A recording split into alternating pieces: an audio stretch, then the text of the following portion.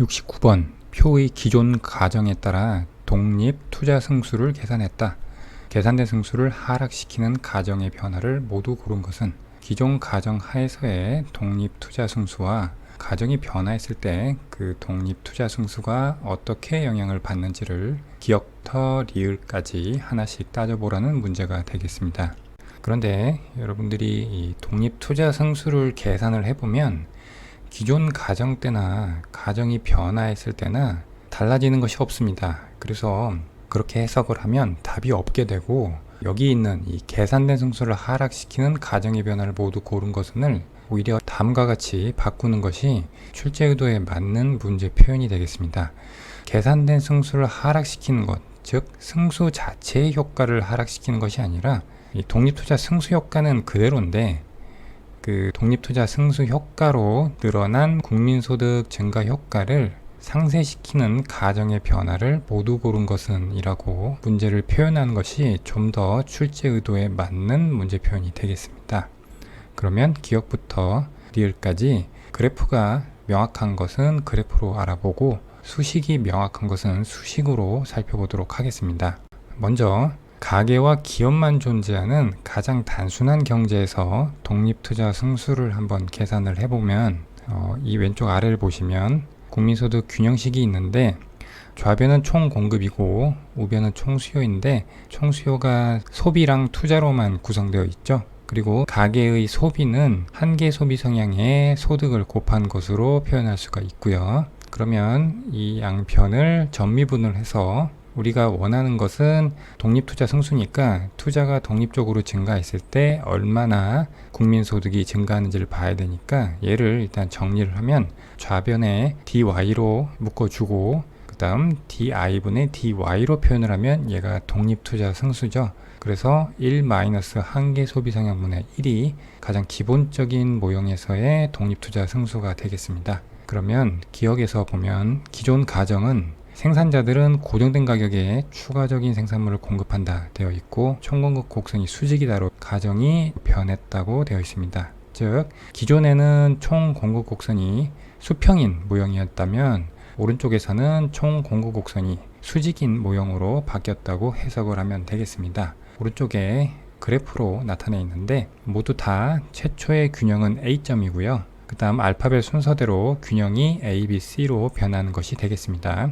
먼저 기존 가정 하에서의 독립투자 승수의 효과를 한번 보겠습니다. 위에는 표준적인 ISLM 모형이 그려져 있고요. 아래에는 ADAS 모형이 그려져 있는데 AS의 그래프가 수평이어야 되죠. 고정된 가격에 추가적인 생산물을 공급할 수 있다는 가정을 적용을 했을 때, 그리고 오른쪽에서는 총 공급 곡선이 수직인 모습으로 그려져 있습니다. 먼저 왼쪽부터 보면 A점에서 독립투자가 증가했을 때 IS 곡선이 우측으로 이동하게 됩니다. 즉 투자의 증가분에 이 투자 승수를 곱한 만큼 IS 곡선이 우측 이동하게 되고, 그런데 LN 곡선이 우상향하기 때문에 이자율이 상승하게 되고 그 과정에서 투자가 감소하는 구축 효과가 발생해서 ISLM 모형상에서는 이 B점에서 균형이 형성이 됩니다. 그리고 ISLM 모형은 총수요 측면을 나타내는 모형이니까 아래 ADAS 모형에서 AD 곡선이 우측으로 이동하게 되고, 이동폭은 ISLM 모형에서 투자 증가에 따라서 새롭게 성립한 균형인 B점과 동일선상에서 새로운 AD 곡선이 위치해야 되겠습니다. 그리고 여기서는 AS 곡선이 수평이다 보니까 물가가 변화가 없어서 물가 변화에 따른 추가적인 LN 곡선의 이동은 발생하지 않는 경우가 되겠습니다. 그래서 이 경우에는 독립투자 승수효과는 이 화살표만큼 크기인데 우리는 해석을 할 때 승수효과에 따른 국민소득의 변화를 봐야 된다고 했으니까 국민소득은 Y0에서 Y1만큼 변하게 되겠습니다.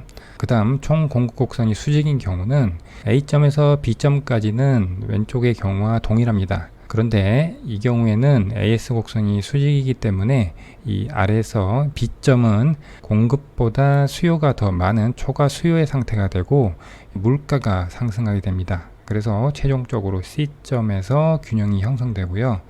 위에서는 물가가 상승하니까 실질 통화 공급이 감소해서 LN 곡선이 좌측으로 이동하게 되고, 이 이동 폭은 시점에서 새로운 균형이 이루어질 때까지 이동하게 되겠습니다. 그래서 결론적으로 총 공급 곡선이 수직으로 바뀌면 최종적인 균형에서의 국민소득의 변화는 원래대로 돌아오기 때문에 승수효과에 따른 소득의 증가분을 전부 상쇄하는 결과가 되겠습니다. 그래서 기억은 맞는 보기가 되겠고요.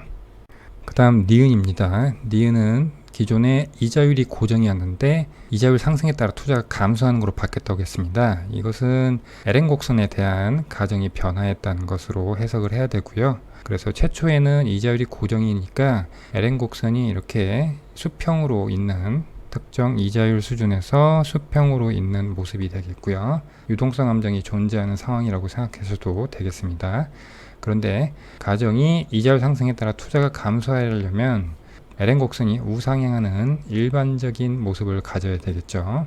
이때 비교를 해보면 최초에는 투자 증가에 따라서 IS 곡선이 우측으로 이동하고, 그리고 이자율이 변함이 없으니까 그냥 독립투자 승수의 효과만큼 이동한 그 소득의 증가폭을 유지하는 균형이 되겠습니다. 그래서 Y0에서 Y1으로 변하게 되고요. 그런데 LN 곡선이 우상향하는 경우에는 독립투자가 증가했을 때 국민소득이 B로 증가하게 되는데, 이 점은 화폐시장의 균형식인 LN 곡선의 우측에 있기 때문에 화폐시장이 초과 수요에 직면하게 되고, 그 상황에서 이자율이 상승하게 됩니다. 그러면 B점에서 C점으로 이동하게 되고, 이 과정에서 이자율이 상승해서 투자는 감소하게 되고 국민소득 역시 감소하게 되겠습니다. 그래서 Y0에서 Y1까지 갔다가 Y2로 감소하는 모습이 되고, 이것도 기억처럼 기존 가정에서 독립투자 승수에 의해서 증가하는 소득 효과를 상쇄하는 효과가 되겠습니다. 다음 디귿입니다. 기존에는 정부 지출과 세금이 없는 모형에서 정부 지출과 세금이 모두 외생적으로 증가하는 모형으로 바뀌었습니다. 기존 가정은 우리가 여기서 도출한 가장 기본적인 경제의 가계와 기업만 존재하는 경우를 그대로 갖다 쓰면 되죠. 그래서 독립투자 승수는 이렇게 결정이 되고요. 여기에 투자 증가분을 곱한 것이 독립투자로 인해서 증가하는 소득 변화폭이 되겠습니다. 물론 여기서는 화폐시장 균형인 LN 곡선을 도입하지 않고 설명을 하니까 일단 이것을 기존 가정하에서 독립투자 승수에 따른 소득 증가 효과로 보겠습니다. 그 다음 정부 도입 모형을 보면 정부 지출 G와 그리고 이 소비에서 소비 행태 방정식에 세금 T가 들어갔죠. 외생적으로 증가한다고 했으니까 이 세금은 소득에 비례하는 비례세나 누진적으로 증가하는 누진세가 아니라 정액세를 가정을 했습니다. 마찬가지로 승수를 구해주기 위해서 양변을 전미분해서 전개를 하면 이렇게 되고요. 우리가 구하고자 하는 것은 기존의 독립투자 승수에 따른 효과뿐만 아니라 정부 지출과 세금의 증가에 따른 승수 효과도 구해야 되기 때문에 투자만 증가했다고 했을 때 소득의 변화를 나타내는 DI분의 DY를 도출을 하고, 그리고 다른 것은 일정한 가운데 정부 지출만 증가했다고 했을 때 정부 지출 승수를 계산을 하고요. 그러면 둘이 똑같이 1-C분의 1이 나옵니다. 그 다음 조세 승수를 봐야 되는데, 조세 승수도 역시 DT만 존재하고 나머지 DI나 DG는 없다고 가정을 하고 DT분의 DY로 정리를 하면 1-C분의 -C가 됩니다. 그러면 이 모형에서 승수를 다 합치면 독립투자 승수와 정부지출 승수 그리고 조세 승수를 더하면 1-C분의 2-C가 됩니다. 그래서 이것과 기존 가정을 비교를 하면 분모는 똑같은데 분자가 차이가 있죠. 지금 보면 보통 이 한계 소비 성향 C는 0보다 크고 1보다 작은 수기 때문에 2-C는 1보다 크고 2보다 작은 수가 되고, 그러면 여기 있는 분자 1보다는 크게 되죠. 그래서 여기서는 정부 도입 모형이 승수가 증가하는 모습이 되겠습니다. 그래서 디귿은 틀린 보기가 되고요.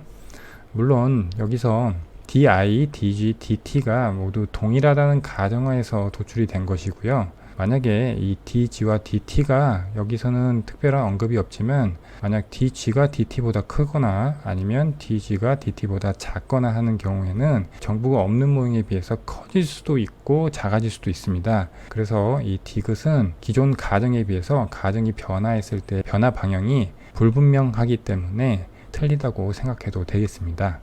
마지막 리을입니다. 기존에는 수출과 수입이 모두 0이라고 했기 때문에 폐쇄경제 모형으로 생각할 수가 있고요. 그 다음 가정의 변화는 수출과 수입이 모두 외생적으로 증가한다고 해서 수출 X와 수출 M의 항을 만들어 줬습니다. 그리고 수출과 수입이 외생적으로 증가한다고 했기 때문에 보통은 수출은 X로 놓는데 수입은 한기 수입 성향을 넣어서 소득 변화에 따라서 수입이 증가하는 식으로 행태 방정식이 만들어지는 경우가 보통인데 이 문제 같은 경우에는 외생적으로 증가하는 부분이라서 그냥 M으로 뒀습니다. 그래서 먼저 폐쇄경제 모형에 대해서 승수를 계산을 하면 동일한 방식으로 전미분을 해서 di분의 dy를 계산을 하면 1-c분의 1은 그대로가 되겠고요. 그런데 개방경제 모형을 보면 이것은 아까 디귿에서 정부지출 승수와 조세 승수를 따로 구했듯이 여기서도 수출 승수와 수입 승수를 구하면 되겠습니다. 역시 마찬가지 방식으로 전미분을 해서 di분의 dy를 구하듯이 dx분의 dy, dm분의 dy를 구하면 이와 같은 모습으로 되고 이 모든 승수를 다 더하면 1-c분의 1이 돼서 폐쇄경제 모형의 경우와 동일하게 됩니다. 그래서 니을도 틀린 보기가 되겠고요.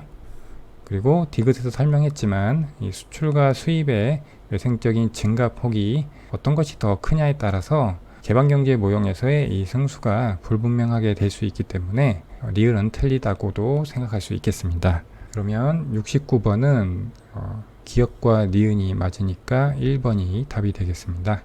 70번 표는 기업 갑과 을로만 구성된 A국의 연간 국내 생산과 분배를 나타낸다. 이에 관한 설명으로 옳지 않은 것은 매출액부터 부가가치까지 표의 수치들이 기업 갑과 을에 대해서 나와 있고요. 그리고 이렇게 빈칸이 있습니다. 보기들을 보면 이 빈칸에 대한 수치가 어떻게 될 것인지를 묻고 있는 보기들도 있고 각 항목 간의 관계에 대해서 묻고 있는 보기들도 있습니다. 표에 빈칸을 채우기 위해서 기본적인 사항을 점검을 해보면 매출액에서 중간 투입액을 뺀 것을 우리는 부가가치라고 합니다. 그리고 이 부가가치는 임금, 이자, 임대료, 이윤으로 분배가 됩니다. 즉 생산 요소인 노동과 자본, 토지, 그리고 경영 능력으로 분배가 되는 것이죠. 그리고 이것이 요소소득에 대한 총 지출로서 임금, 이자, 임대료, 이윤을 합친 것이 됩니다. 그러면 표를 보면 매출액에서 중간 투입액을 뺀 것이 부가가치라고 그랬죠. 그러면 기업 갑은 매출액에서 중간 투입을 뺀 것이 400이니까 부가가치가 400이 되고요. 기업 을은 900에서 400을 빼니까 500이 되겠습니다. 그리고 이 부가가치가 임금, 이자, 임대료, 이윤으로 분배가 되니까 이 4개의 합이 400이 돼야 되겠죠. 그러면 갑 같은 경우에는 임금, 이자, 임대료가 350이니까 이윤은 50이 되고요. 을은 임금, 이자, 임대료가 450이니까 500에서 450을 빼면 역시 50이 되겠습니다. 그리고 요소소득에 대한 총 지출은 임금, 이자, 임대료, 이윤을 더한 것이니까 부가가치랑 같은 갑은 400이고 을은 500이 되겠죠. 보기를 하나씩 보면 1번 기업 갑의 요소소득에 대한 총 지출은 400이다. 맞고요. 기업 갑의 부가가치도 역시 400이죠. 기업 갑의 이윤은 기업 을의 이윤과 같다. 둘 다 동일하게 50임을 알 수 있습니다. A국의 임금, 이자, 임대료, 이윤에 대한 총 지출은 기업 갑과 을의 총 지출을 합치면 되겠죠. 900이 되겠죠. 4번도 맞고요. 5번 A국의 국내 총생산은 기업 갑과 기업 을의 매출액 합계해서 요소소득에 대한 총지출을 뺀 것과 같다. 국내 총생산 GDP는 부가가치의 합이죠. 그러면 기업 갑과 기업 을의 부가가치 합인 900이 되는데 이것은 부가가치가 매출액에서 중간 투입액을 뺀 것이니까 여기 표현도 매출액 합계에서 중간 투입액 합계를 뺀 것이라고 해야 되는데 요소소득에 대한 총 지출로 표현이 되어 있으니까 이 부분이 틀렸네요. 그래서 70번은 5번이 답이 되겠습니다.